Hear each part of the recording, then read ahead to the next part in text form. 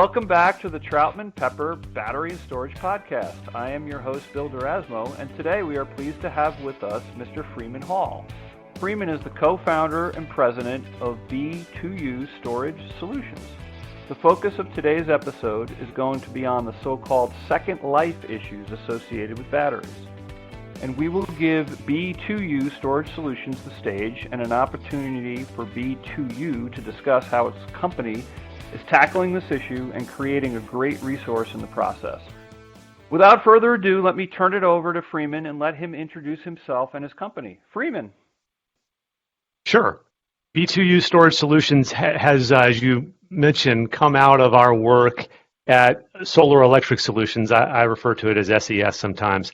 I started SES in 2008 to develop wholesale storage solutions, utility scale storage solutions, interconnected near load on distribution voltages, and founded the company with Mike Stern, who's been my partner since then. And we really felt at the time that solar utility scale, small utility scale solar could achieve a lot of the cost effectiveness of 50, 100 megawatt systems at 20 megawatts or smaller. And we felt that there were some advantages to interconnect near load on distribution voltages. And our thesis played out pretty well with located in Los Angeles. That was sort of the epicenter of where solar was really ramping up with utility scale systems. And we took advantage of some of the trends in programs in California that really focused on 20 megawatt and smaller systems. Grew the business, and frankly came to a point about 10 years later where we started to see the effects of what is referred to as the duck curve kicking in, where the very success of the industry in putting a lot of solar on the system, both in front of the meter, wholesale systems, and behind the meter, led to I think a rapid adoption and essentially the pricing in the wholesale market starting to adjust to ever more supply while the sun was shining, and then, frankly, a ramping that would occur as the sun wasn't there or the wind wasn't there, that leads to a real interesting and pronounced pattern of pricing spiking as the sun is going down. And the utilities, of course, were picking up on this and saying, hey, if you're a developer, you want to give us a project and a proposal, then please look at your generation profile shifting to reflect duck curve patterns. And so we went out and started looking at new battery systems with the big battery providers and trying to incorporate that in our responses to RFPs starting in around 2017, 2018.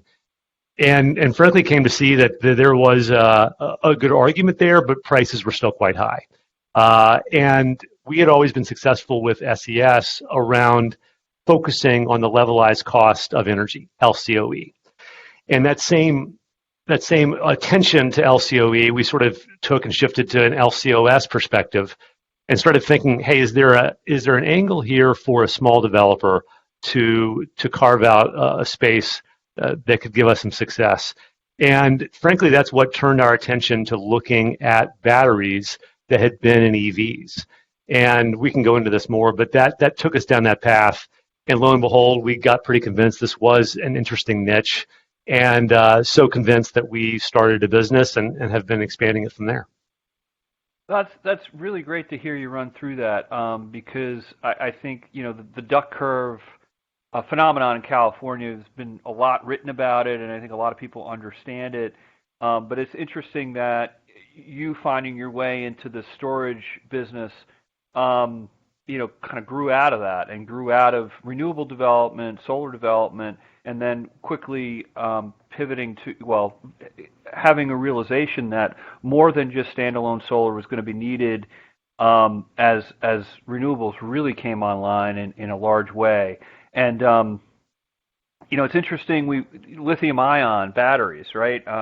Very important in this space and will be with us for a while. On the podcast, we've talked a lot about lithium-ion batteries in the past, and I think we'll have some upcoming episodes where we might get into some other, potential alternatives in terms of long duration. But we know that like lithium ion batteries are going to be with us for a long time. They're going to play an important role. And so what I want to understand is B2U, its vision for, you've said to me offline that really effective batteries from the transportation space and making use of them in the second life. And maybe you could talk about your company's idea in that space. Sure.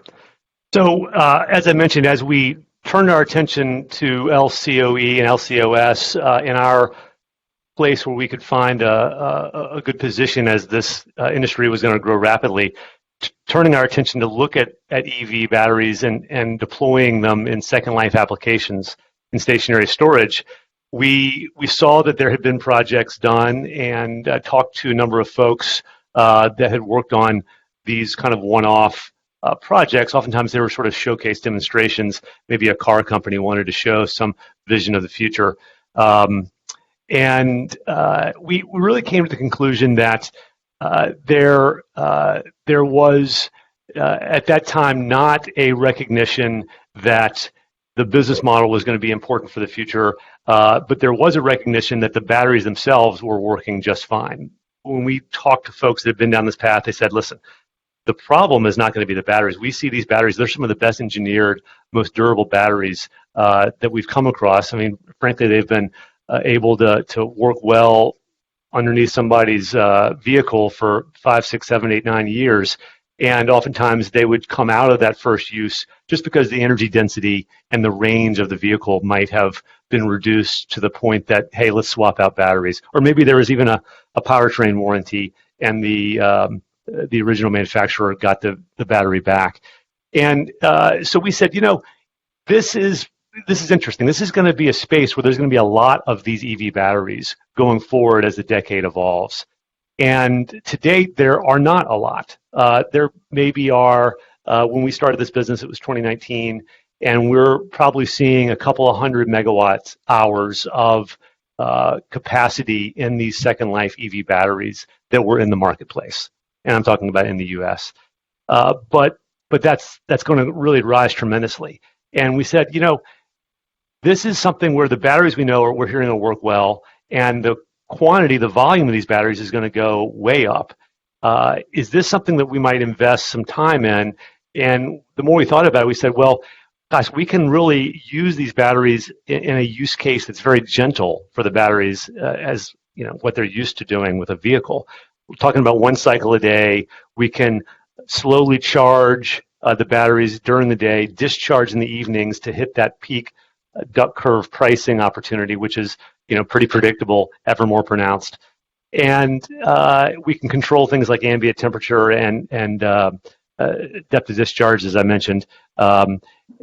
So, hey, this might be something worth doing, and especially because if it's proving out to be reliable, we develop this data set as we get more experience. And that data set itself is really what proof amounts to, that we can get high confidence and we can bring in others when it comes to issues around project finance. And being a risk-averse industry in power generation, if we can sort of demonstrate these batteries do work reliably in these use cases at volume over time, then maybe there's an interesting opportunity to really expand this. That's the kind of thinking that took us down this path. That's fantastic, because the issue of what to do with the lithium-ion batteries, especially coming out of all the cars, right? And there's a recycle argument, but this reuse piece and how you guys have gone about it, and how you just explained that, look, we're using the batteries actually in a more gentle way than they're used when they're in a Tesla or in a car. So. Yep. It's interesting to hear that, and that is a piece that we've talked about now for a while. Is everybody loves storage and like fixing the duck curve issue? It's the holy grail that we've been after for a long time in terms of firming up renewables. But there are other issues around it. And one of them is the end of life issue, or the what do we do with these things when people turn in their Teslas, or they're no longer working well for a car. So this is a fascinating end of the picture. And you were saying in terms of risk averse and financing this thing, could you talk a little bit about how you guys see this as a project finance model? Yeah, and let me speak to the project finance model also by way of what our cost position is and why this is a profitable enterprise. So one, I mentioned when we first started looking at this, we saw the one-off projects that had been done, and they weren't oftentimes that cost effective. I don't think they were necessarily engineered to be cost effective. We came at this saying, hey, we need to be able to deliver storage at installed prices that have a very reasonable payback time. And what we're finding is that we have been able to install in a initial system that we've developed and have been operational in Lancaster, California. We've been operational for about a year now, and we're expanding this project to be at least a 2-hour battery, and it'll probably end up being a 4-hour battery when we're finished development, and we can talk about that decision point if you'd like. But so a 17 megawatt hour system, we think we can install that, and the numbers so far have demonstrated that we can go well under $200 a kilowatt hour installed. And when you look at where the industry has been, it's obviously a dynamic space, and installed costs are coming way down, battery prices are coming down, but we're still talking about comparable batteries to what we're doing, being really twice, better part of $400 a kilowatt hour installed. And those numbers have been much higher. When we first started working with the new battery suppliers, the numbers were, better part of $1,000, frankly, 3 or 4 years ago. So we're seeing that we're able to install for a very attractive price in today's market.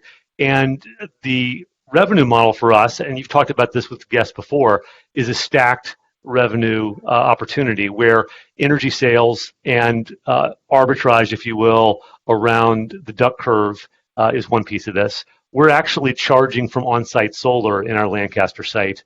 Our legacy is of solar developers, so and because of tax advantages, ITC, and so forth, we're able to take the batteries, have some solar fields there, charge from on-site solar, and then discharge in the evenings. And we're seeing better part of 60% of our revenue from energy, perhaps a little bit more, some ancillary services, though we're not focusing on frequency regulation as much, but spin revenues, and then capacity payments are a piece of this. And frankly, it's that capacity market that probably determines whether we keep to 2-hour or 4-hour batteries, depending how attractive capacity is relative to energy sales. And so all this to say that in terms of financing, we are in a space, and we've financed about 100 megawatts of small scale solar projects across about 11 projects. So we're definitely used to working to monetize tax equity, making sure these projects pencil, non-recourse project debt at the core of all this. So you're always talking to sources of financing about how they're not going to accept any risk, whether it's real or even more theoretical. And it's you have this risk-averse dynamic that comes out of those realities. And we ended up focusing then on saying, hey, as I mentioned, this is an actuarial exercise at the end of the day. If we are hearing these batteries are reliable, we're now experiencing it for ourselves. We need to develop that data set. And if we have the same type of batteries in the same use cases over time with those cycles, then the actuarial calculations kick in, and you start to see pretty quickly that reliability, this known degradation curve, is what we're talking about. And that's really what the risk comes down to. And with a big enough data set, you can address those risk issues and mitigate them. That is really interesting to hear about. We've talked a lot about lenders council or project finance, the entities that finance these things in the project finance space, and you hit the nail on the head with risk averse. So it's I guess once you develop that data set and you've got a case to demonstrate that it's reliable, then that changes everything probably in terms of getting finance. And so it's interesting to hear how you guys went about that. And it's interesting that in terms of your revenue model you talked about. First of all, charging from on-site solar sounds like a home run. Interesting, 60% of revenue from energy. Not as much focused, it sounds like, on ancillaries, but it probably depends on the market structure too, right? And which markets have you guys been focused on? Is it California? Yeah, so I mentioned we're in Lancaster, California on this first project, and we have been acting as a merchant resource. Oh, Once wow. Okay. again, coming at this from the perspective of, hey, let's get this thing out there, let's prove it to ourselves, and let's do so with the least amount of risk possible. It's funny because of duck curve dynamics and the fairly predictable arbitrage opportunity. We saw from historical pricing at the node where we would be selling into CAISO that we could be realizing prices that would be way more than double what PPA rates are on an energy basis alone. Well, that's fantastic. But I think Order 841 then looms large, right? I mean that was the Uh-huh. order that kind of opened up these RTO markets, and something that's important to me personally, in terms of going back through history and complaint cases and such. But we don't need to get into that today. But the point is, it's interesting that you guys have really gone out with a merchant model, because so often in this emerging space, people are going to look for that bilateral contract and the predictability of that, I guess, and that revenue stream. But it sounds like you guys have done your homework, and you know that if you can sell in as a merchant at certain times, and you've got that right, you're going to be able to make more money than through a bilateral contract.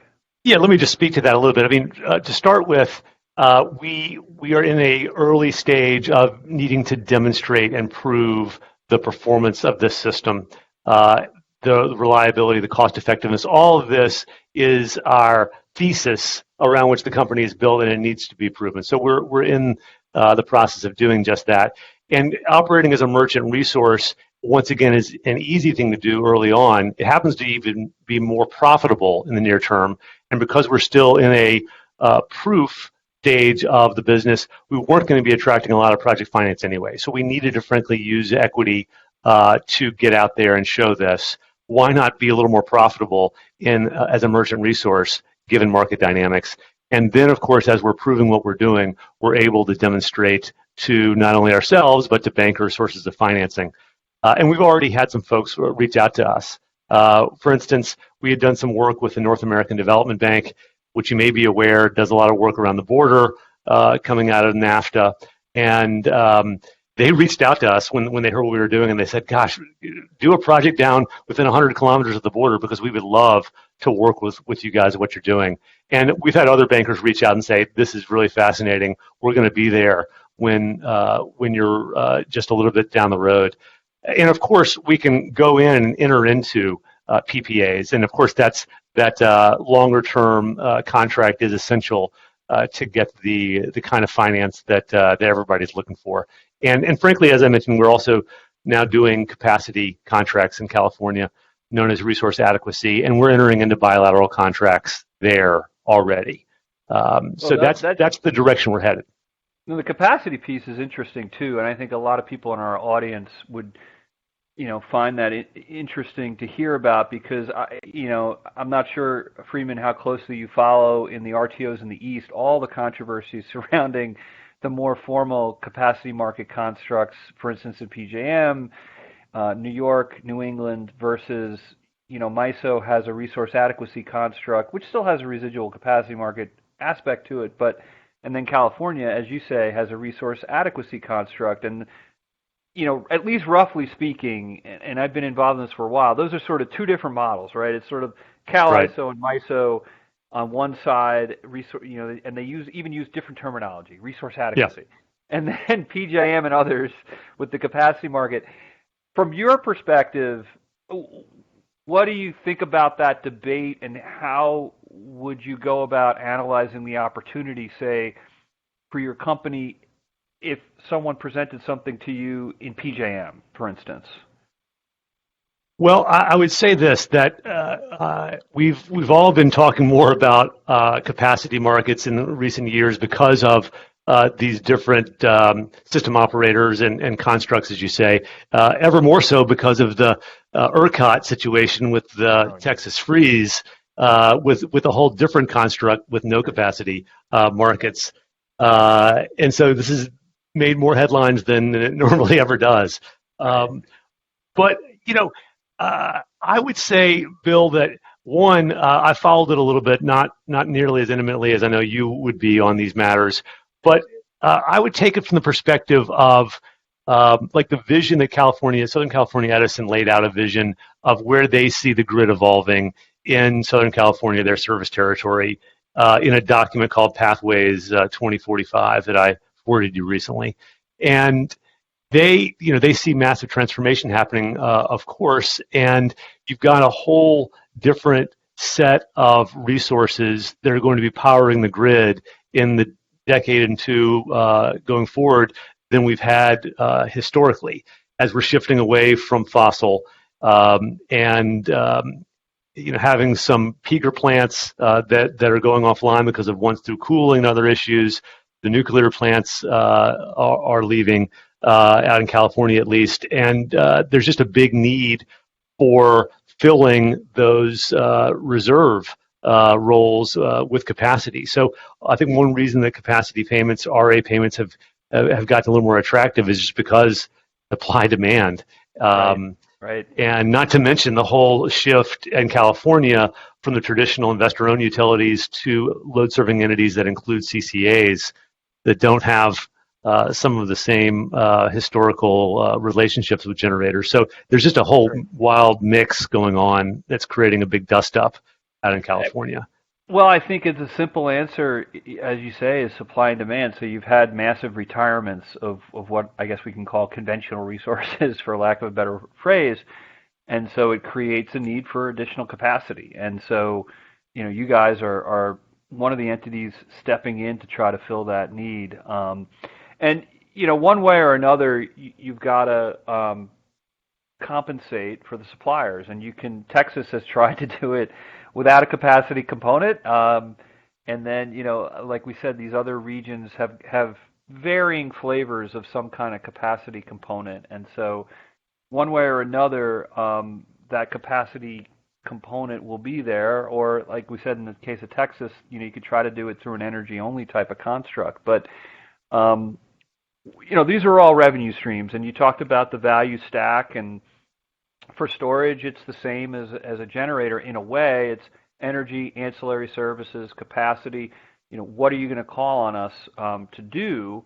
And so it sounds like your technology, your batteries, your stack, your battery stack is able to capture those revenue streams. Right now, you said about 60% of your revenues from energy, but maybe you could just talk for a minute about that value stack and some of the other products. We've talked about energy, capacity.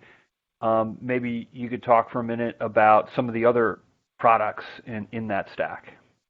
Yeah, so the in addition to energy and the RA payments, as I mentioned, those are the majority of the revenue there. We are a number of batteries that have been interconnected to the grid have relied on frequency regulation. We don't see that as being as deep a market. And in fact, I think you had a previous guest from Key Capture Energy. I happened to hear that podcast, and that was an interesting conversation. He alluded to the same thing. The depth of the reg markets is not so great. It's an important service, but it won't be needed as much as we expand the capacity of storage. So we've decided not to focus on that. It happens to be more stressful on the batteries too, and we like a more general use case as well. So we're just working with spin primarily, and there's some flexible ramping that can be done. That's a relatively small portion of our revenue stack. And then one other thing I would just mention is, and this gets into an interesting different direction for what we're up to, is that in California, RECs, in lots of places, renewable energy credits, the environmental attributes of the generation have really not been very interesting for a long time, and just not very valuable because so many out there. We are now in a world where in California with CARB, the Air Resources Board, you have low carbon fuel standard, LCFS, is a new currency that's being utilized to incentivize policy preferences around the EV infrastructure that we need and the electricity that's needed to fuel EVs. And CARB's currency operates with carbon intensity and calcs around carbon intensity. LCFS credits can be issued to power the EV infrastructure, and frankly, it's just a little more valuable than frankly what RECs have been, and you can convert some RECs, California RECs, into LCFS credits, and that's causing an upward tick that's not immaterial in REC values. So that's another interesting dynamic. And it does introduce a topic that I wouldn't mind covering with you, which is we've come at this from the perspective of developers of power plants and historically solar transitioning to energy storage resources. But there's a whole different angle around how to think about EV batteries from a value chain and life cycle management perspective. And you alluded to that earlier on in the conversation. That's a whole different dynamic and value that we think that our business model brings that puts us in an interesting spot at the intersection between trends in the grid evolving and then trends in how we need to put in place big processes and systems to really address this strategic industry of EVs and EV batteries, which is getting a lot of attention these days with the recent release of a blueprint by the DOE for that. You and I have talked about that before, and a lot of focus by a number of groups on these industries. And I think that's an area where we have something to say as well, as you alluded to earlier. Well, a couple quick points. One on the revenue streams. Interesting to hear about the RECs, and LCFS.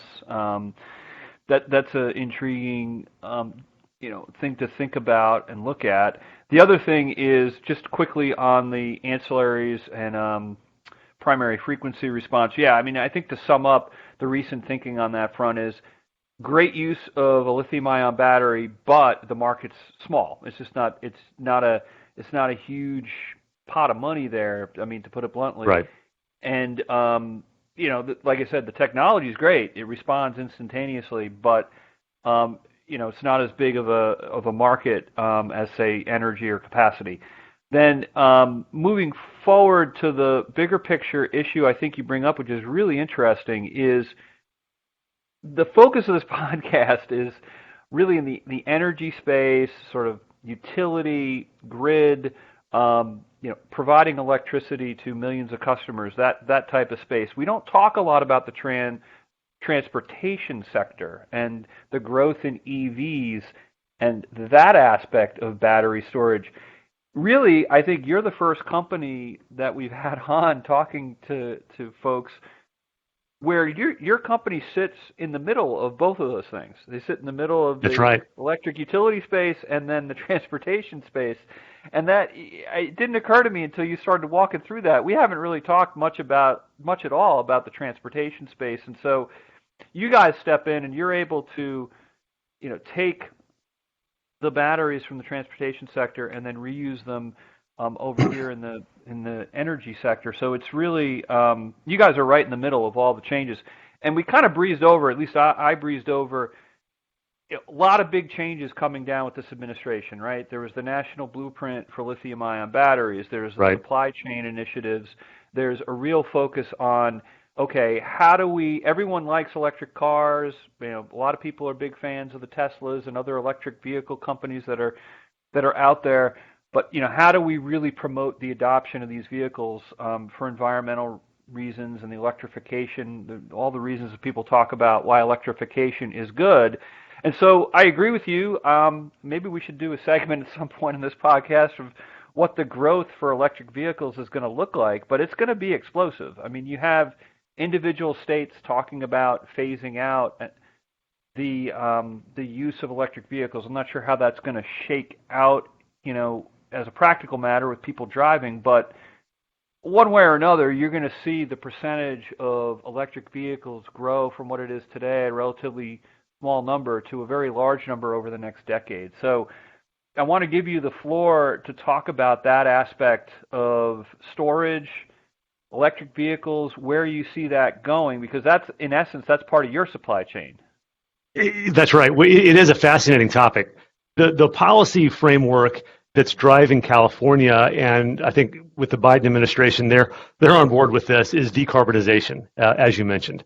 And so we were shifting from policy frameworks that were more about renewable portfolio standards and thou shalt with a percentage of renewables in power generation to we got to decarbonize everything. And the power sector, frankly, is out ahead of many other industries, but the low-hanging fruit is in transportation, so to speak, in terms of decarbonizing, as well as other places. And so that's what's driving California, and CARB is at the forefront of California policy on this. I mentioned Southern California Edison put out a vision statement of where the grid is headed. They're focused around decarbonization, and they see the benefits to the power sector. They foresee 60% more sales of electricity within a decade or two than we're seeing now because of the increase in energy and transportation, or I should say electrification of transportation. So there's real positives coming out of that. If you look at what Bloomberg New Energy Finance puts out in EV Outlook, they're seeing millions more EVs on the road, certainly worldwide and in the U.S. as well. That's responding to some of these trends, it's fascinating because of the strategic importance. We have both mentioned the blueprint for this strategic industry that DOE put out recently, and that's led to a systems approach to thinking about the supply chain, the value chain, and then the back end of this is reuse and recycling. Now, the recyclers are getting a little more attention on the back end of this, but you think about that sort of waste hierarchy we used to hear about, reuse and reduce, I should say, reuse, recycle was kind of the mantra, right? And you hear about reuse and recycling, but oftentimes it's folks like there's a number of companies that are kind of getting attention in the recycling world for some new technologies to scale up EV battery recycling. A lot of times the reference then is to recycle. The reuse is to take some of those materials coming out of recycling and to go into a closed production loop as the input to a new generation of batteries. And we agree with all that. Every battery needs to be recycled. But we actually believe that reusing the batteries when they're done with the first life, extracting that maximum residual value from the batteries, and then recycling is going to be where the market goes, because today the reality is recycling of an EV battery costs money, and it's going to cost a good bit of money because historically we've talked about $1 a pound as a rule of thumb measure for recycling. And that's going to be changing, of course, as this industry evolves. But these EV batteries are weighing 500 to 1,000 pounds, somewhere in there. So we're talking about significant costs on a per battery basis. So the market, if it's given a choice between somebody having to pay 500, 1,000 bucks to recycle the battery, or to take to a second use application where maybe we have enough value in the second use that we can pay for that battery and still be able to pay for the cost of recycling because of the residual value, I think the market's probably going to choose to go with us as opposed to direct recycling if the rules allow for that. And so those are trends where the regulatory framework is just now being written on this battery life cycle management back end of the value chain. And that's going to be interesting as that evolves. Well, from an environmental point of view, I would assume that the environmental community would appreciate a reuse before recycle model. That, as you say, that was always the mantra, right? Is reduce, reuse, recycle, and you guys are standing right there in the reuse piece. In terms of building a regulatory regime around this, I mean, I would again, I would think there wouldn't be significant hurdles there, but maybe I'm mistaken. And that now we're getting outside of my area of expertise into the environmental and probably permitting range. But if you if you see issues that need to be resolved there, I'd love to hear about them. But it sounds like it'd be a no-brainer if you could take the batteries from the cars and use them in your application. But I'm sure it's more complicated than that. Yeah, well, I know that's not the main topic here for your podcast, so I won't belabor the point, but just at a high level, the issues to think about are what is the full cost of the processes required to recycle all these batteries? And I sort of touched on that. Distribution costs, moving these batteries around, drives a lot of costs. Every time you touch these batteries and try to move them from point A to point B, you're driving a lot of costs. So you got to take that into account when you're thinking at a systems level about the best business models to scale, because this is a problem at scale with millions of these batteries having to be processed by the end of the decade.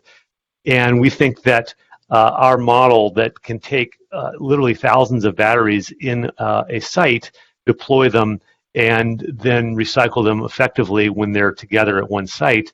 Frankly, we're starting where we're deploying these in remote locations, say in the middle of a solar field, but interconnected relatively near load because of our model.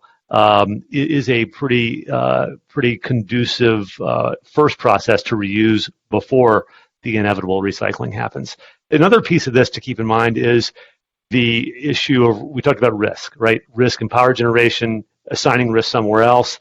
That is also the perspective that a auto OEM is going to have. When they're thinking about second use applications, they're thinking about risk issues, liability, brand issues, and it's about downside, managing downside risk. And there's not as much of a profit center perspective here as much as there is managing for downside risk. So a key thing is to make sure that if you are going to use batteries in second life applications and stationary storage, that those concerns of liability and downside risk are addressed.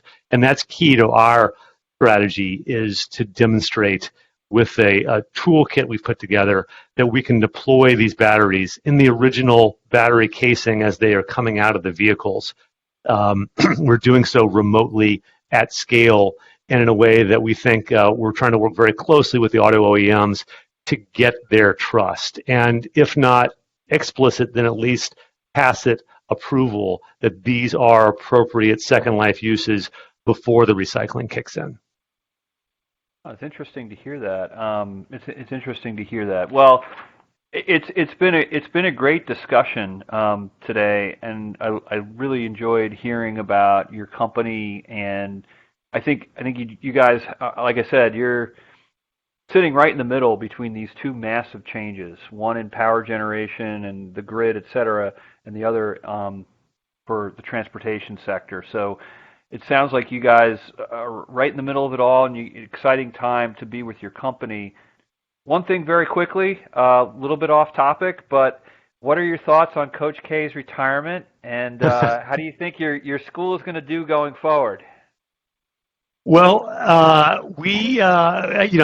a Duke alumni, as you mentioned, I was actually lucky enough to be in Grant Hill's class of '94, and so arriving at the school as he did in those teams of the early '90s, winning some back-to-back championships was great. And the funny thing is, of course, you take it for granted when you don't know any better. But with some perspective, it's been a great run for Duke with 41 years and now a 42nd season under Coach K for Duke men's basketball. And I'm a big basketball fan, so it's been fantastic. I saw that you were a Demon Deacon, so you had some pretty good times, and we had some good games back in the day against your Demon Deacons. That is when. Correct. That is correct. We had great battles, Wake Forest and Duke and Carolina and NC State. It felt sometimes it felt more like high school than college because they're all so close to each other geographically, and the stadiums were loud and rocking. We had Tim Duncan when I was there, and so we had some pretty good teams. I mean, Duke won some championships though, so hats off to you guys. But I was always a big Tim Duncan fan because he gave me a lot of exciting times while I was at law, and then he went on, of course, to have a great career in the NBA. But yeah, no, great basketball traditions for Duke and all those Carolina schools. It was a lot of fun back in the day, as they say.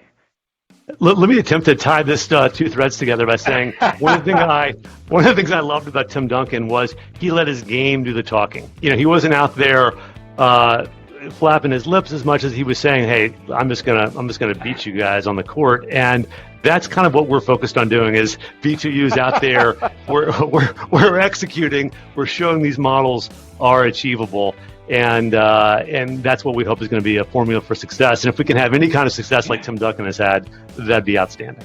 That is a great job in tying that all together. I appreciate it. Thank you. It worked really well. All right, well, Freeman, thank you so much for your time. Thanks for all the information. And folks who are listening, go learn more about B2U Storage Solutions. Fascinating company. It's on the rise. And that'll do it for this episode of the Troutman Pepper Battery and Storage Podcast. Thanks, everyone. Thanks, Bill.